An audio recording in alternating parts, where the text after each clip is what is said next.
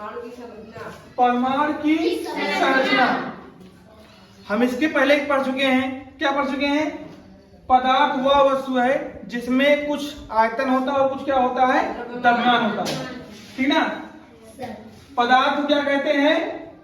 वस्तु भी कहते हैं। इस पहली कक्षा में हम लोग पढ़ चुके हैं। चलिए, पदार्थ के सूक्ष्म अविभाजित कण को, पदार्थ के सूक्ष्म अविभाजित कण क्या कहते हैं? परमाणु कहते हैं। हमारे कहने का मतलब है जैसे कोई पदार्थ है उसको तोड़ते जाइए तोड़ते जाइए तोड़ते जाइए, जब वह नहीं टूटेगा उसे क्या कहेंगे हम?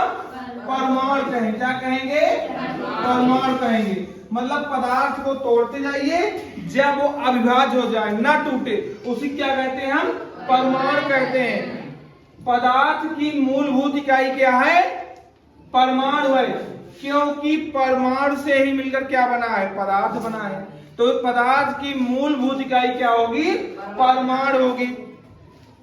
दो या दो से अधिक परमाणु मिलकर, दो या दो से अधिक परमाणु मिलकर क्या बनाते हैं?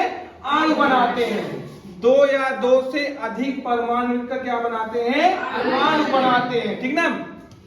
अब यहाँ देखिए, जब समान प्रकार के परमाणु आपस में मिलते हैं, जब समान प्रकार के परमाणु आपस में मिलते हैं, तब क्या बनाते हैं?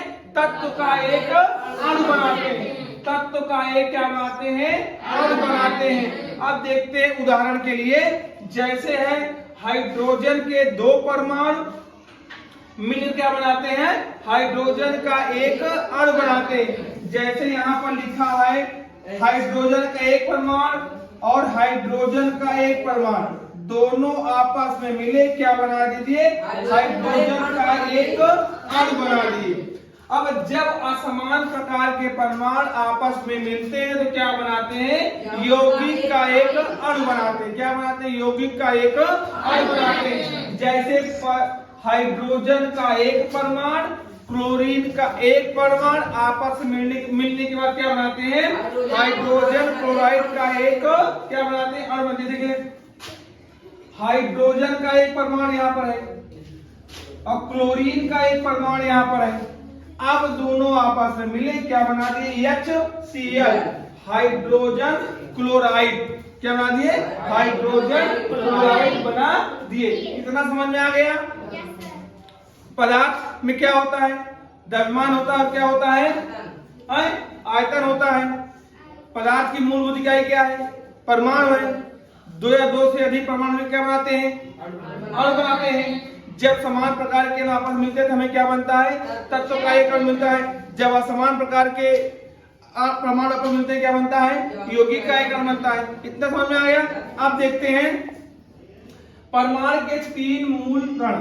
परमाणु के तीन मूल कण कौन कौन से हैं? इलेक्ट्रॉन, प्रोटॉन और न्यूट्रॉन। इलेक्ट्रॉन, प्रोटॉन और न्यूट्रॉन। तो इलेक्ट्रॉन की खोज कौन किया था? जे थॉमसन ने किया था।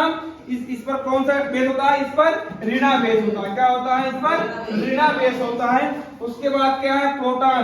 प्रोटॉन की जो खोज किए थे कौन के थे? गोल्डस्टीन ने किया था। कब किया था? 1886 में। इसके बाद इसका प्रोटॉन नाम कौन रखा था?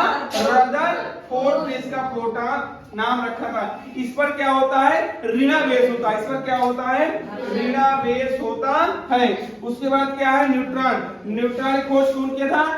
जेम्स चैडविक ने किया था। इस पर क्या होता है? उदासीन होता है। ठीक, इस पर क्या होता है? उदासीन। ना ऋणावेश होता है ना ही क्या होता है? धनावेश होता है। इतना समझ में आ गया?